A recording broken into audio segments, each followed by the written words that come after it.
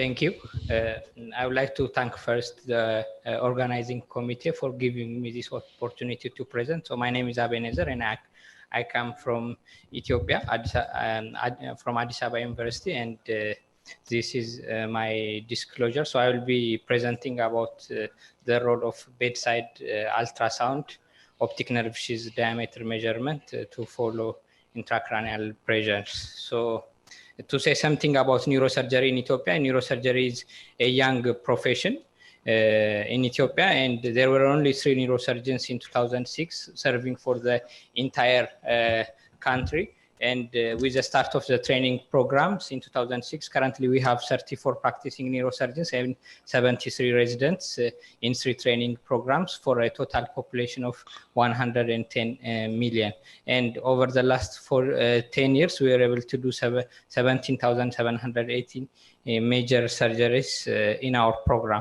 And from our last year activities, 40% of the major surgeries we did were for emergency and trauma cases, and trauma is quite a common problem we encounter in our daily practice. And currently we have 7 neurosurgeons working outside Addis in 7 cities. And as a background, in most resource limited setup, invasive intracranial monitoring devices are not available, and the clinical and radiologic evaluation are used to indirectly assess ICP in most resource limited setups. And bedside ultrasound can offer a simple, fast and indirect measurement of ICP especially in resource limited setups. And there are reports showing that CT scan and MRI measurement of optic nerve sheath diameter can be used to assess intracranial pressures, and there is no significant discrepancy between CT and MRI measurement of optic nerve sheath diameter. And there are also reports showing the role of ultrasound in measuring the optic nerve sheath diameter. So in this group of patients with bedside ultrasound at the emergency department, they were able to pick all patients who had radiologic CT scan finding of raised intracranial pressure. So the sensitivity of the ultrasound in this group of patients was around 100%. And the authors of this paper concluded that ultrasound can be used as a good, as a sensitive screening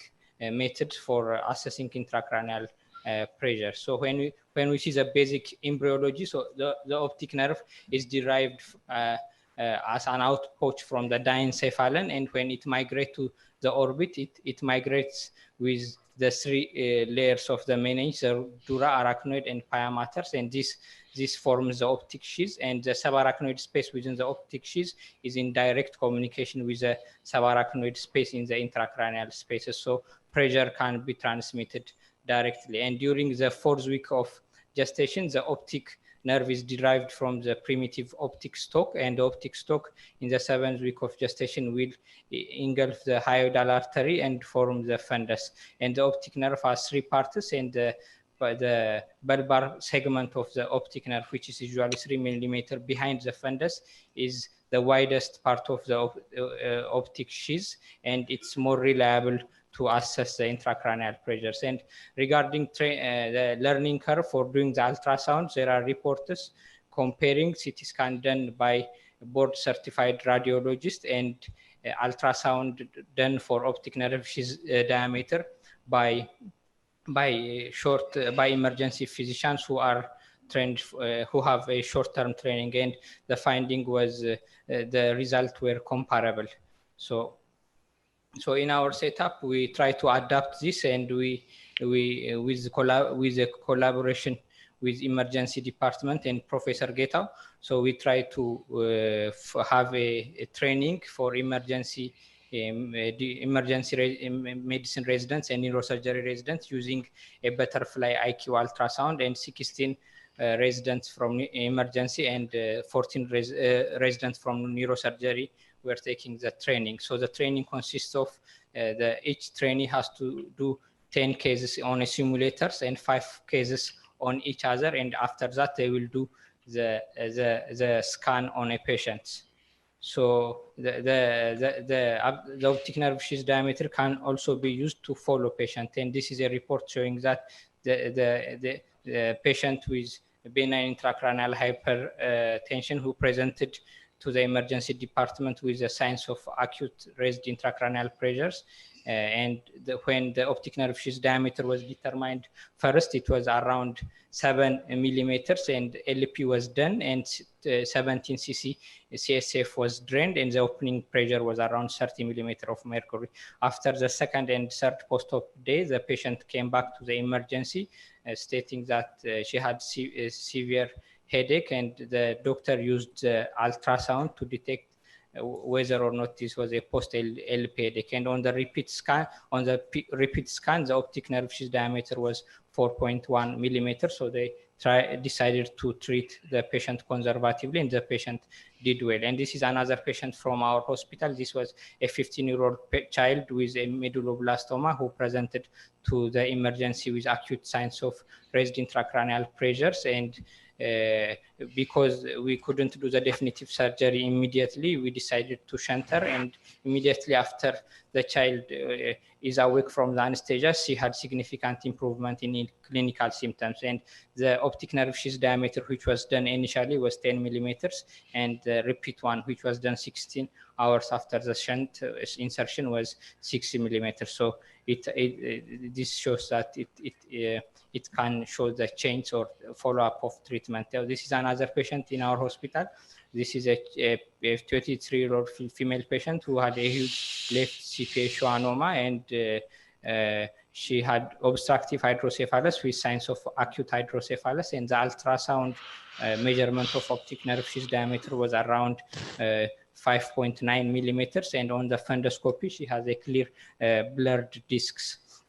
So the ultrasound can be reliable in evaluating and following patients with raised intracranial pressure. When we come to the techniques, usually we have to measure both eyes, and we have to measure in two planes, in sagittal and transverse planes, and the examination should be done while the patient eye is moving. And usually it's very important to include the lens together with the optic sheath to have adequate measurement. And the cornea should be a dome-shaped, and if we apply on a pressure on the cornea, usually it will be flat, and this gives unreliable information. And adequate scans is a scan which is taken 3 millimeter behind the sclera, and the measurement should be taken parallel to the optic sheath, and the outer we have to measure from the outer sheath of the optic nerve. And usually measurement less than 5 millimeters are normal.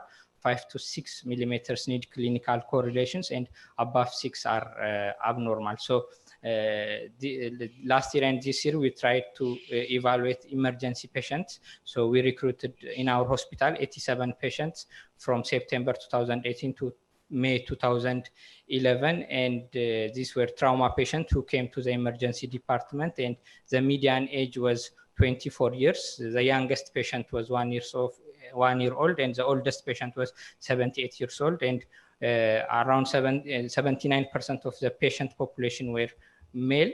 And when we see their GCS at presentation, 24% were severe TBIs, and 35% were moderate TBI, and 40% were mild TBI. So almost all severe TBI patients had optic nerve sheath measurement above 5 millimeters, and almost all mild TBI patients had optic nerve sheath diameter measurement less than 6 millimeters. And the average time of the median time of presentation to the hospital was 6 hours, but there was a patient who presented 2 months after sustaining assault injury and trauma to the head, and with a depressed skull fracture.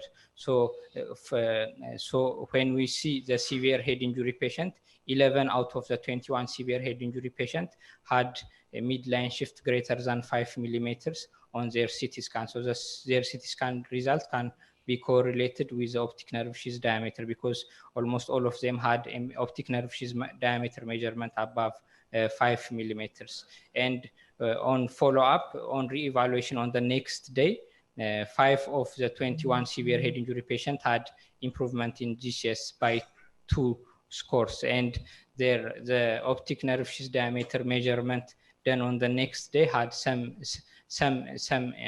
decrement and some change. So this shows that this tool can be adequately used to follow patient, and serial ultrasound optic nerve sheath measurement can be used as a valuable tool for follow-up of patient and augmenting decision makings for treating especially TBI patients in resource limited setup. Thank you.